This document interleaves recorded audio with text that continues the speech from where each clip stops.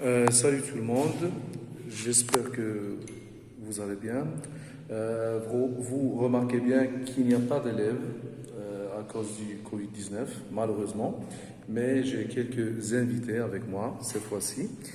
On va essayer d'étudier le microscope, ses composantes, comment il fonctionne, et également comment faire et réaliser des préparations microscopiques. De quoi est composé un microscope?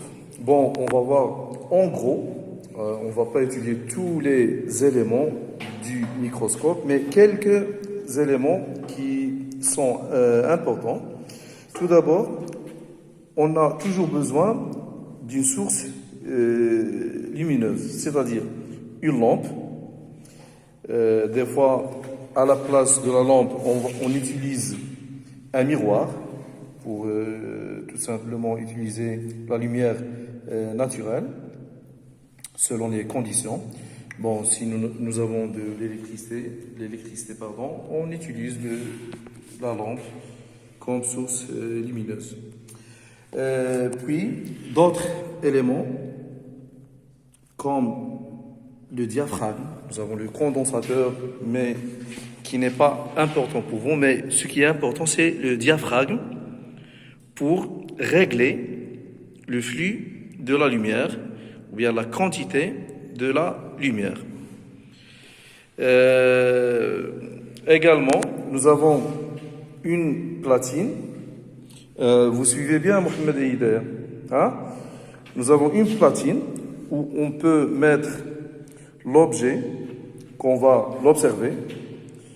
La platine, en arabe on dit masrah المجهر. إذا نعاود لكم إذا عندنا منبع ضوئي اللي يقدر يكون مصباح أو مرآة. عندنا الحجاب لو ديافراغم، الحجاب لضبط كمية الضوء الداخلة. Nous avons la platine avec ses deux vallées. إذا عندنا مسرح المجهر لوضع الشيء الذي نريد ملاحظته. Nous avons également, ce qui est très très important, ce qu'on appelle les objectifs.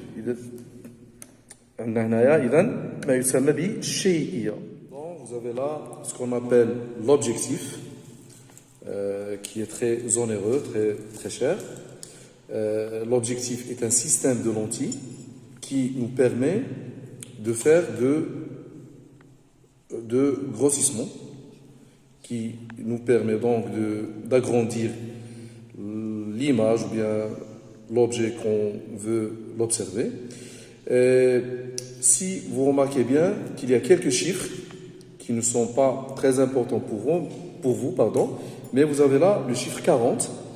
Et 40 signifie que cet objectif peut augmenter l'objet ou bien peut agrandir l'objet 40 fois. Donc quand on pose quelque chose devant l'objectif, elle sera agrandie 40 fois. En arabe, إذا نعاود لكم باللغة العربية، إذا عندنا هنا يعني منبع ضوئي. عندنا أولا هذا المجهر نسميه المجهر الضوئي، الميكروسكوب فوتونيك. عندنا منبع ضوئي اللي يقدر يكون إما مرآة على حسب يعني ما نود استعماله على حسب الظروف اللي عندنا، إما مرآة أو مصباح. عندنا هنايا الحجاب، كان أجهزة أخرى ولكن لا تهمنا بالنسبة للمستوى الأول. عندنا الحجاب لو ديافراغم اللي يضبط كمية الضوء. عندنا مسرح المجهر. ثم عندنا هذا الجهاز اللي هنايا يسميوه باللغه الفرنسيه لو ريفولفر. هذا الجهاز اللي يحمل عده شيئيات، واثمن واغلى ما يوجد في المجال هو الشيئيه. لوبجيكتيف هو هذا اللي عنده واحد القوه ديال التكبير قويه بزاف، وكاين عده انواع كل واحد بالقوه ديالو. ثم عندنا الانبوب البصري الذي يمر عبره الضوء نحو ماذا؟ نحو نظام اخر من العدسات، ان اوتر سيستيم دو لونتي نسميه بالعينيه. اذا علاش سموه العينيه في نظركم؟ هذه الشيئيه لانها تلاحظ الشيء، وهذه نسميوها العينيه لوكولار. تشوف هذاك الشيء. نعم، اذا علاش؟ لانه نستعملوا العين ديالنا مباشره على هذا الجهاز هذا أو هذا النظام هنا. Nous avons là ce qu'on appelle le vis de la mise au point pour rendre l'image plus nette. Et vous avez deux types de vis. Un vis macrométrique. Vous observez bien qu'il déplace l'objectif, le tube oculaire et l'oculaire, le tube optique pardon et l'oculaire vers le haut et vers le bas. Et vous avez un autre vis de mise au point, mais cette fois-ci celui-là est micrométrique. Il déplace l'ensemble, mais d'une façon microscopique, donc on ne peut pas l'apercevoir à l'œil nu. إذا عندنا برغي الإيضاح، هذا يتسمى برغي الإيضاح الماكرومتري، وهذا برغي الإيضاح الميكرومتري. الماكرومتري نعم إذا يحرك الشيئية، الأنبوب البصري والعينية، يحرك هذه الأشياء بشكل يعني واضح كما تلاحظون لجعل الصورة واضحة، ولكن أحيانا نضطر إلى استعمال كذلك برغي الإيضاح الميكرومتري اللي يحرك هذه المجموعة ولكن بواحد الطريقة مجهرية غير واضحة بالنسبة للعين المجردة. الآن كيف ننجز تحضير؟ Comment donc entamer et réaliser une préparation microscopique? Bon, là, on va essayer de faire une préparation microscopique et on va plus exactement observer un oignon. Donc, l'oignon qui est donc une plante, elle appartient au règne végétal. إذا غادي نحاولوا نلاحظوا بصلة يعني اللي هي مثال عن نبتة اللي تنتمي لمملكة النبات، لأنه غادي نحاول نديروا جوج ديال الملاحظات، ملاحظة للحيوان وملاحظة للنبتة، ونبتة إذا خدينا المثال ديال البصلة. L'oignon donc est composé d'écailles, de ce qu'on appelle les écailles. Voilà. Et on va prendre donc une petite écaille. Bon, ces écailles, vous allez plus tard l'étudier en deuxième année, quand vous allez essayer d'étudier ce qu'on appelle la reproduction chez les végétaux. Donc, on va prendre une écaille et on va essayer de décoller avec une pince l'épithélium interne. Donc, cette membrane qui est à l'intérieur. Et on va donc prendre cet épithélium. Pourquoi l'épithélium? Parce que pour observer au microscope, l'objet doit être suffisamment mince donc, pour que la lumière puisse le traverser. Donc on dépose cette petite membrane sur ce qu'on appelle une lame. Bon, عندنا صفيحة زجاجية اللي غادي نحاولوا نوضعوا عليها هذا الغشاء الداخلي لقشرة البصل، ياك على هذا الشكل. وعلاش نستعملوا الآن شيء رقيق؟ لأن الضوء يجب أن يخترق الشيء الملاحظ. إذا كان الشيء الملاحظ يعني سميك بحال هذا، هنا لا يمكن ملاحظته لأن الضوء لا يستطيع اختراقه، وبالتالي نحتاج إلى هذا النوع من التحضير. Puis on va mettre quoi? On va utiliser un colorant. Soit on met tout simplement de l'eau distillée par exemple, ou bien on va utiliser des substances chimiques. En l'occurrence là, on va utiliser ce qu'on appelle le bleu de méthylène.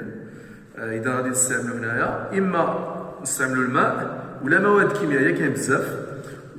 مثلا هنا غادي نحاول نستعمل لكم ما يسمى بأزرق الميثيلين اللي غادي يقدر يعني يبين لنا مكونات بعض العناصر التي نود ملاحظتها وتفاصيل ستدرسونها في وقت لاحق، يعني خصائص هذه المادة الكيميائية.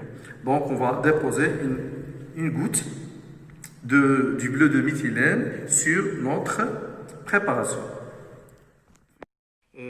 Donc, après avoir mis sur notre préparation une goutte de ce bleu de méthylène, comme vous observez bien, on doit recouvrir la préparation avec ce qu'on appelle une lame mince. Donc, nous avons là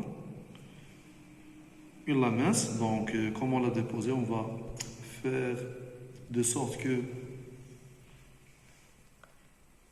la déposition de cette lame mince s'effectue avec un angle de à peu près 45 degrés pour éviter la formation des bulles d'air. Et vous avez là, quand vous observez bien, notre préparation. Voilà notre oignon. إذا هذه البصلة ديالنا. إذا البصلة كانت هكا ما نقدروش نلاحظوها بالمجهر الآن ولات هكا. إذا الآن نقدروا نستعملوا المجهر. إذا نعاودكم باللغة العربية. إذا خدينا القشرة الداخلية هذه القشرة من البصل، الغشاء الداخلي لقشرة البصل، وضعناها على صفيحة زجاجية. استعملنا واحد المادة كيميائية ملونة اللي هي أزرق الميثيلين، لو بلو دو ميثيلين. ثم غطينا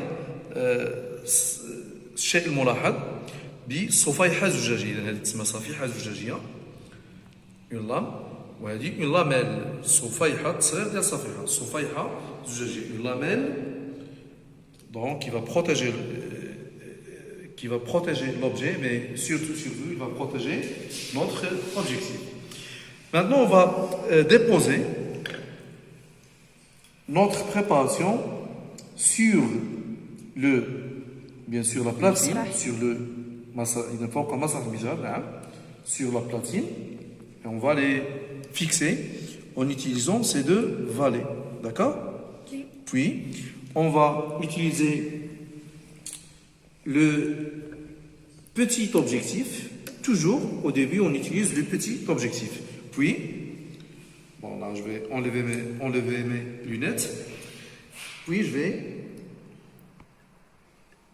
essayer de faire la mise au point.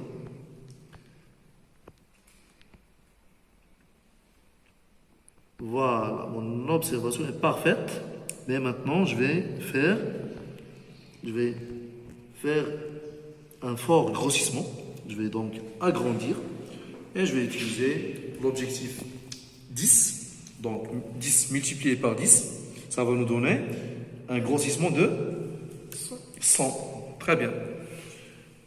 Ah, Mohamed, suis bien la leçon. Puis, je fais la mise au point et notre observation est quasi parfaite. Quelques bulles d'air, mais ce n'est pas grave. Là, nous observons bien l'épithélium interne de l'oignon. Quelqu'un observe? Hiver, ou bien tu observes quoi, Hiver? On voit des compartiments. Voilà, des compartiments. Comment ils sont, ces compartiments? Quelle est leur forme? Ils ont une forme, on dit une forme géométrique. إذا غادي نشوفوا أشكال هندسية. Elles sont appelées comment, Hidaya? Nous avons déjà vu ça, peut-être, une fois. On les appelle خلايا. Très très bien. نسميوهم الخلايا. En français, on dit, Mohamed? Compartiments. Les compartiments, en français, on dit les cellules. Les cellules. Ce sont donc des cellules. Bon, j'espère que l'observation sera visible via ce téléphone. Oh, il est très visible, il est parfait. Voilà. Vous observez bien, donc, ce qu'on appelle les cellules. Donc, les végétaux sont composés de cellules. On va plus tard étudier de quoi est composée une cellule. Donc, chaque cellule est composée de quelques éléments que vous observez bien. On dit, non, nous avons un noyau au milieu. Vous avez également le cytoplasme et la membrane cytoplasmique. Ça, on verra plus tard. Également, il y a une membrane squelettique ou bien une membrane ou bien une paroi cellulosique. Très bien, l'observation est parfaite. Bon, cette coloration avec le bleu de méthylène nous a permis cette bonne observation. Passons maintenant à autre chose. ما يبانش بالعين المجرد ما تبان حتى حاجه هذاك الشيء اللي استعملنا الميجان فعلا احسن بها هنا يمكن ما استعملوش البلو دو ميثيلين وقيلا Les végétaux sont composés de ce qu'on appelle les cellules. Donc, la cellule est l'unité structurale de tous les végétaux à peu près. Tous. Maintenant, on doit faire une observation concernant les animaux, mais nous n'avons aucun animal ici. À votre avis? À votre avis? Toi? Tu es un animal, toi? Hein? C'est vrai, on va observer. D'accord, oui, on va observer ce qu'on appelle l'épithélium buccal. أو ما يعرف باللغة العربية الغشاء الزهري للفم. الغشاء الزهري للفم للجهاز الهضمي أو للفم. إذا الآن بالنسبة لهذه الملاحظة. Donc un de vous va mettre son doigt dans la bouche et va retirer ce qu'on appelle l'épithélium buccal. إذا شي واحد بكم غادي يدير الأصبع ديالو في الفم ثم يزيل جزءا يعني ما بدون قوة بلطف جزءا من الغشاء الزهري للفم. يلا محمد tu vas essayer. D'accord, très bien. Maintenant, on va utiliser une lame. Tu vas mettre au milieu. Tu vas mettre le résidu. Très bien. Donc, on va... Nous avons ajouté une gouttelette ou bien une petite goutte du bleu de méthylène. Puis, on va recouvrir le tout avec ce qu'on appelle une... الصفحة لا صفيحة صفيحة صغير زجاجية ديال نعم صغير ديال الصفيحة une lamelle malheureusement elle n'est pas nettoyée mais c'est pas grave donc on dépose notre lamelle sur notre préparation très bien maintenant on va mettre